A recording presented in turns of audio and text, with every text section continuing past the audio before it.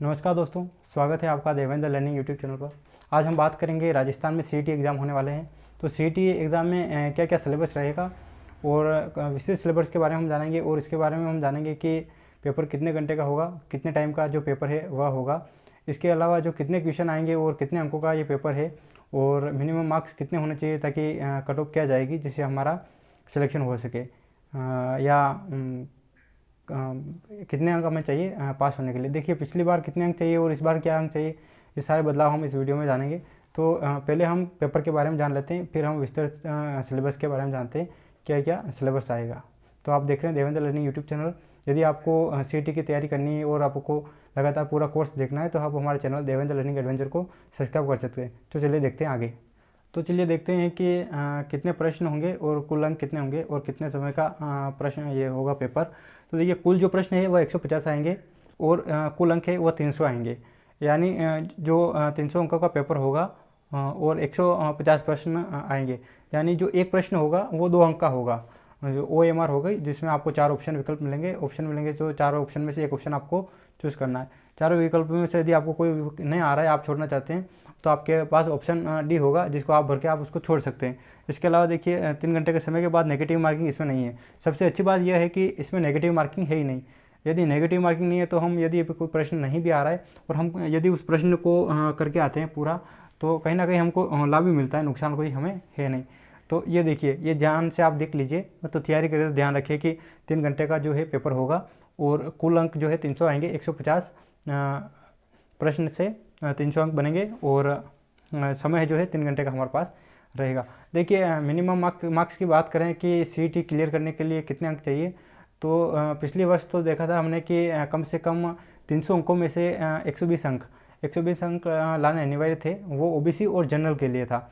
और यदि SC ST और TSP एरिया से हैं तो उनको 120 अंक भी नहीं लाने, उनको सिर्फ 105 अंक लाने, तो उनको पात्रता मिल जाती थी। लेकिन इस बार हो सकता है कि कोई बदलाव करे, हो सकता है 50% करे। यदि 50% किया जाता है तो 300 में से 150 अंक लाना अनिवार्य हो जाएगा। इसके अलावा दूसरा है कि हो सकता है कि 60% करे। अगर 60% करते हैं तो फिर 150 से ज़्यादा अंक हमें लाने होंगे इस बार। तो यानी कुल मिला के हमें लगभग 180 या 200 के करीब हमें अंक लाने इस बार ज़रूरी हो जाएंगे। इसके अलावा हो सकता है कि इस बार या अगली बार, वैसे इस बार तो करेंगे नहीं, लेकिन अगली बार हो सकता है कि रीट की तरह सीईटी का एग्ज़ाम भी 2 लेवल पर, 2 स्तर पर कराया जा सकता है। प्री और मेंस हो सकता है, ऐसा बोर्ड द्वारा बोला जा रहा है, तो संभावना है ये। लेकिन इस बार अभी तक ऐसा कोई ऑफिशियल नोटिफिकेशन आया नहीं है जिससे कि 2 पेपर हो। इस बार 1 पेपर ही होगा। तो चलिए हम बात करते हैं कि विस्तृत कोर्स क्या क्या सिलेबस है जो इसमें आएगा। पूरे सिलेबस के बारे में हम इसमें बात करते हैं। तो चलिए देखिए आगे। देखिए, जो सिलेबस है वह इस प्रकार है। देखिए, राजस्थान का इतिहास है, इतिहास में पूरी कला वाला सारे पूरे टॉपिक है। लेकिन मैंने यहाँ जो मुख्य मुख्य बिंदु थे वो लिखे हैं। मुख्य मुख्य बिंदु में क्या क्या है हम देख लेते हैं। देखिए, पहला जो है राजस्थान का इतिहास, यानी राजस्थान का जो भी इतिहास है, कला का कुछ भी, चाहे राजा महाराजाओं का रहा हो या किसी से भी रिलेटेड, वो सारा ही राजस्थान का इतिहास सीईटी में पूछा जाएगा। चाहे वो इतिहास किसी भी क्षेत्र का हो, राजा महाराजाओं का हो, कला क्षेत्र का हो या अन्य कोई औद्योगिक क्षेत्र हो, सारा ही राजस्थान की सीईटी में पूछा जाएगा। यानी राजस्थान का इतिहास ये बहुत ही महत्वपूर्ण है क्योंकि और सरल भी है। वैसे 11वीं 12वीं में जो भी हम राजस्थान का पढ़ते हैं वो तो सारा आएगा। इसके अलावा भी जो बाहर के छोटे मोटे बिंदु है वो भी आएगा। तो आप सीईटी की किताब से ही पढ़ें। और यदि आप किताब में नहीं पढ़ना चाहते तो हमारी क्लासेज जो लगातार चलेगी उसमें हम आपको पूरा का जो कोर्स है वो कवर करवाएंगे बहुत जल्द। और हो सकेगा तो हम जल्द से जल्द रिवीजन भी कराएंगे क्योंकि अभी तक सीईटी की कोई नोटिफिकेशन आई नहीं है। और जैसे कोई नोटिफिकेशन आएगी हम आपको अपडेट देंगे, लेकिन जल्द ये नोटिफिकेशन आ सकती है। तो देखिए, अगला देखिए राजस्थान के इतिहास के बाद भारत एवं राजस्थान का भूगोल। देखिए, जो है भारत और राजस्थान का पूरा भूगोल पूछा जाएगा। इसमें ध्यान ये रखना है कि जो भारत का जो भूगोल है वह मुख्य मुख्य बिंदु हमें याद रख लेने हैं। जैसे कि जो भी प्रमुख खदानें हैं वह राजस्थान के भूगोल में, या पठारी क्षेत्र है, या कोई मुख्य पर्वत है, नदियाँ हैं, इन चीज़ों को तो भारत का मुख्य मुख्य ध्यान रखना ही। इसके अलावा जो राजस्थान का है वो मुख्य के अलावा जो छोटा मोटा है उसको भी हमें याद रखना है क्योंकि राजस्थान का जो भूगोल पूछा जाएगा वो हो सकता है कि छोटे मोटे बिंदु से पूछा जाए। राजस्थान के भूगोल के अलावा देखिए, राजस्थान पर विशेष बल के साथ, देखिए ये अलग ही टॉपिक है। राजस्थान पर विशेष बल के साथ भारतीय राजनीतिक व्यवस्था, ये अलग ही एक टॉपिक है। हो सकता है कि आपको यहाँ बिंदु पढ़ने में थोड़ा समझ में न आए यदि आप 12th पास है और यदि आपने ग्रेजुएशन कर रखी है तो आपको हो सकता है अच्छे से समझ में आ जाए। लेकिन कोई बात नहीं, यदि आपको समझ में नहीं भी आता है तो हम इसको वीडियो में आपको टॉपिक एक एक टॉपिक पर पूरे विस्तृत जानकारी के साथ अच्छे से समझाएंगे, जिससे आपको समझ में आ जाए। यदि आपको राजस्थान पर विशेष बल के साथ भारतीय राजनीतिक व्यवस्था ये बिंदु समझने में कोई कठिनाई है, हो सकता है आपको ये समझ में ना आए, तो हम आपको ये कोर्स चालू करवा रहे हैं। तो इस कोर्स में आप ये जरूर देखें, आपको पता चल जाएगा कि ये क्या क्या कोर्स है, वो कैसे इसको हमें कवर करना है। इसके साथ ही देखिए राजस्थान की अर्थव्यवस्था, राजस्थान की इकोनॉमिक्स के बारे में हम इसमें पढ़ेंगे कि राजस्थान की अर्थव्यवस्था में क्या क्या सुधार हुए हैं, क्या नुकसान है, राजस्थान की अर्थव्यवस्था कैसे स्थिर बनी रहती है, इसके बारे में हम राजस्थान के बारे में अर्थव्यवस्था के बारे में पूरा अध्ययन करेंगे। और ये सीईटी के लिए यह महत्वपूर्ण टॉपिक भी है क्योंकि इससे कई क्वेश्चन आते हैं। इसके अलावा देखिए दैनिक विज्ञान, देखिए ये देखने में यहाँ छोटा लग रहा है दैनिक विज्ञान, लेकिन इन सब बिंदुओं में से सबसे बड़ा बिंदु यही है दैनिक विज्ञान। इसका बहुत बड़ा कॉन्सेप्ट है, पूरा का पूरा हम किताबें देखेंगे या हम आपको पढ़ाएंगे तो इन सबसे बड़ा तो ये हो रहा है, लगभग 2-3 पॉइंट ये ले लीजिए और ये अकेला 1 पॉइंट ले लीजिए। तो देखिए दैनिक विज्ञान जो है यहाँ देखने में छोटा लग रहा है, लेकिन ये वास्तविकता में थोड़ा बड़ा है और समझने में सरल है। ऐसा नहीं है कि कठिन है, लेकिन है पढ़ने में थोड़ा बड़ा है, जिससे पढ़ने में थोड़ा समय लग सकता है। लेकिन यह भी एक महत्वपूर्ण बिंदु है, इसको भी पढ़ना जरूरी है क्योंकि सीट में इससे भी कई सारे प्रश्न उठते हैं जो आते रहते हैं, कई बार आए हैं।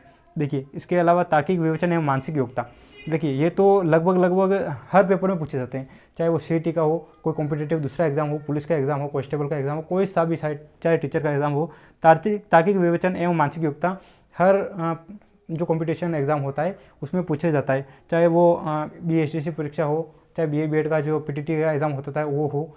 अब तो 4 वर्ष की बंद हो रही, फिर भी सारे में ये मानसिक योग्यताओं वाले प्रश्न पूछे जाते हैं, लेकिन ये अलग अलग आधार पर होते हैं कि मानसिक योग्यता किस आधार पर पूछे जाए। लेकिन यदि आप 12th के बाद जो भी परीक्षाएं देते हैं तो उनमें सारे में मानसिक योग्यता वाले लगभग एक ही समान, एक ही लेवल के प्रश्न आते रहते हैं। इसके अलावा देखिए सामान्य हिंदी, सामान्य हिंदी को हम हल्के में ले लेते हैं, लेकिन ऐसा नहीं करना है क्योंकि जिस चीज़ को हम हल्के में लेते हैं वही हमारा नंबर खा जाते हैं।